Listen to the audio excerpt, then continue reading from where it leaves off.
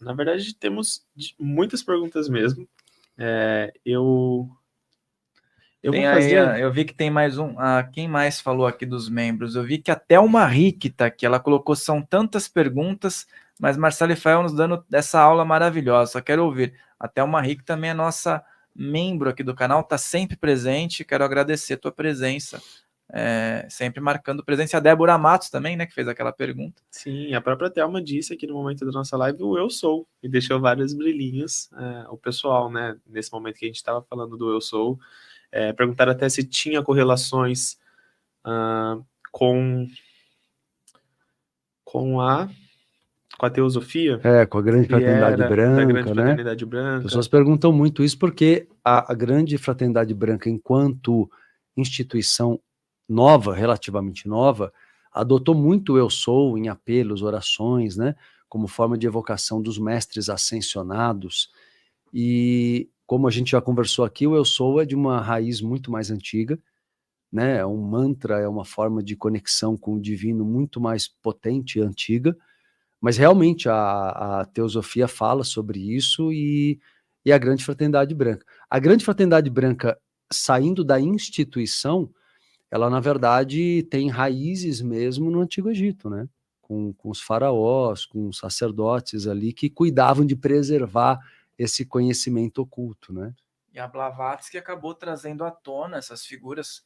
Não vou dizer popularizou, porque a teosofia ela é bem complexa, não é muito popularizada, mas entre os estudantes de espiritualidade ela conseguiu popularizar essa questão das iniciações dos mestres, né? Então aí veio à tona com o trabalho dela para muito mais pessoas que estavam interessadas. E aí a questão dos essênios, só para a gente voltar um pouquinho, já estamos nesse link claro. ainda.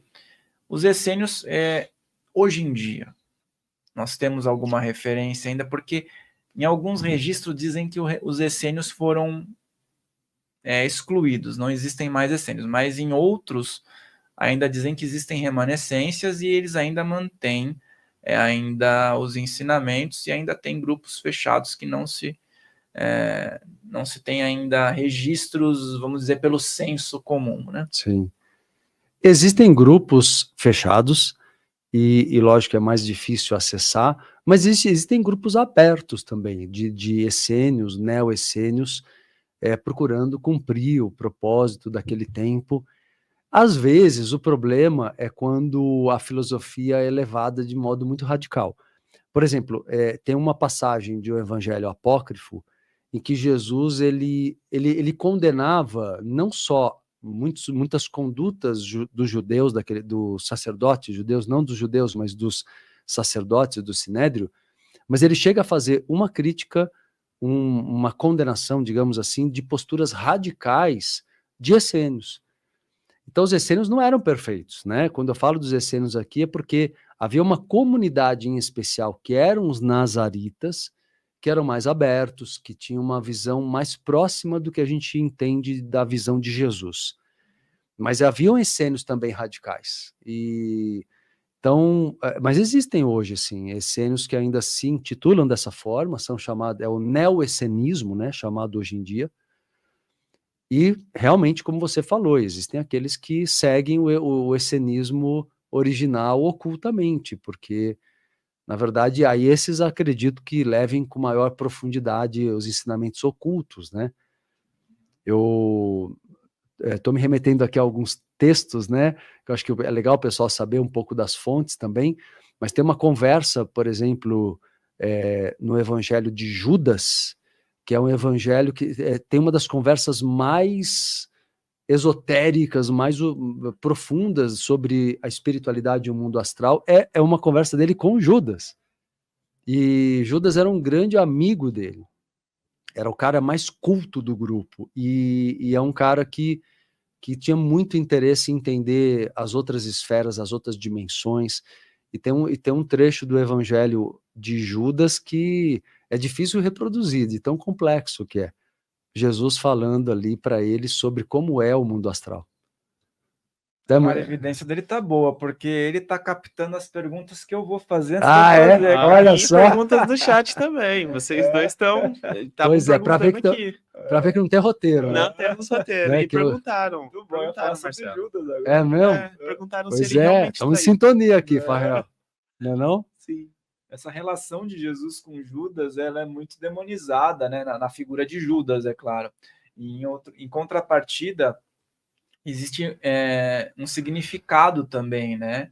Entre a relação dos dois.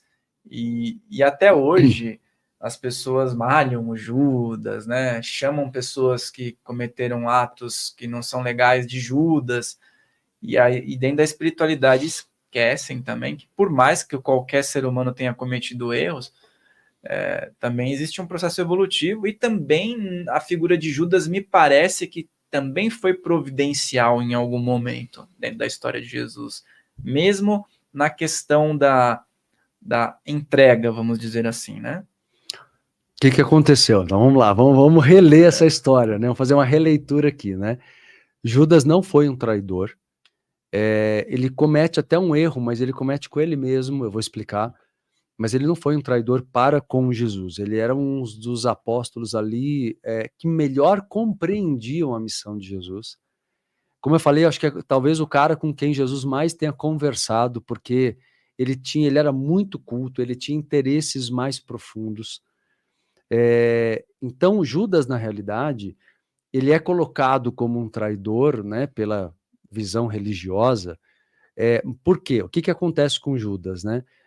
Ele, naquele momento, ele tentava o tempo todo, ele achava tão incrível tudo que Jesus ensinava, que ele queria propagar isso para o mundo. Ele queria que o judaísmo aceitasse Jesus Cristo porque Jesus era respeitoso ao judaísmo, mas ao mesmo tempo ele trazia, obviamente, algumas novidades, alguma visão mais profunda que chocava com alguns dogmas, né? E Judas acreditava, quando ele via, por exemplo, José de Arimateia, Nicodemos, que eram sacerdotes do Sinédrio que amavam Jesus, ele falava, puxa, eu acho que eles precisam te ouvir, né? E houve um momento que Jesus esteve conversando com sacerdotes, mas que não foram frutíferos, né? Aliás, tem até um momento, já vou falar de Judas, só abrindo um parênteses, tem um momento que Jesus ele está conversando com os sacerdotes, ele foi chamado para conversar com os sacerdotes, para explicar o que ele estava fazendo, e é nesse momento que ele fala aquela frase do amai o próximo como a si mesmo, porque os sacerdotes tentando pegar ele na curva, né, que eles faziam muito isso, de tentar causar um desconforto, ele não ter para onde sair nas perguntas, eles falaram assim, como você faz curas num sábado? Nós não podemos fazer isso. E aí eles falam assim para Jesus, você não ama a Deus sobre todas as coisas? Isso está nas escrituras, né? Você não segue as escrituras, você não acredita que devemos amar a Deus sobre todas as coisas? É Deus que diz isso, que não se deve curar no sábado. E aí ele fala, devemos sim amar a Deus sobre todas as coisas, mas eu acrescento, ame a Deus sobre todas as coisas e ame ao próximo como a si mesmo. E o que ele quis dizer aí? Agora analisando no olhar do ocultismo, da metafísica. Ame Deus sobre todas as coisas e ame ao próximo como a si mesmo. Porque Deus está no próximo como está em si mesmo. Então, se você ama Deus sobre todas as coisas e sabe que Ele está no próximo e está em você, você ama Deus em todos, não como um ser superior. Ele desconstruiu ali aquela ideia que a gente estava conversando do Deus externo, né? E foi numa dessas idas que, especialmente Judas promovia isso. Eu abri um parênteses aqui, fechando parênteses, especialmente Judas promovia isso. Porque Judas, ele era o cara que queria que Jesus fosse universal. Só que qual é o erro que ele comete, digamos assim? Ele comete o erro de, aliás, na última tentativa dele, ele é meio que enganado de uma certa forma, porque ele quer promover o encontro, mentem para Judas, dizendo que querem mais uma daquelas conversas, e na verdade é ali que prendem ele. Então, Judas não entregou Jesus à prisão. Judas promoveu um encontro de Jesus com os sacerdotes do Sinédrio, como ele já fazia. Isso já tinha sido feito antes com a finalidade de tentar propagar a ideia, né, de propagar a filosofia, a ideologia de Jesus. Judas, ele fica extremamente, logicamente, culpado pelo que aconteceu, mas ele não... até existem algumas versões que dizem que os sacerdotes teriam dado esse dinheiro para ele, as 30 moedas, e ele nem aceitou. Na verdade, é uma forma que esses sacerdotes tinham de falar, olha, não devo nada para você.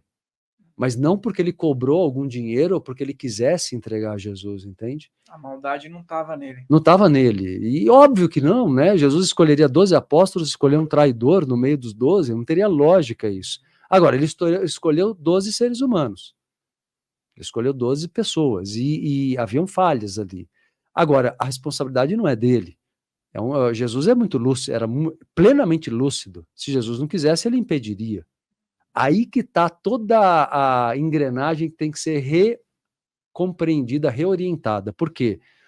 Porque se Jesus ele deixou aquilo acontecer, digamos, ele queria estar ali e cumprir o papel dele, é porque ele sabia que estava no limite já da opressão, do cerco. Tentaram matar Jesus várias vezes, tentaram assassinar Jesus várias vezes. Existem várias passagens de tentativa de apedrejamento de Jesus, que não foram bem sucedidas. Então, na verdade, o que ele faz ali é tentar dar um ponto final. Por quê? Porque, mais do que isso, muitos poderiam ser mortos ao redor dele. Os apóstolos, a família, muitos poderiam ser mortos. Então, o que ele fez ali é uma questão de responsabilidade. Fala, olha, eu sou o responsável, eu vou. Então, ele não é que ele precisava ser entregue, é que, na verdade, isso iria acontecer, não é? Pelo contexto. E ali, logicamente, interrogam ele e prendem ele, e aí começa toda a saga final, né? Se você gostou desse corte, lembre-se de deixar seu like, de se inscrever nesse canal e fortalece nosso canal principal, porque todos os cortes vêm dele. Se inscreve no canal oficial Filhos do Todo e o episódio completo está aqui na descrição. Fael Molina falando, um grande abraço.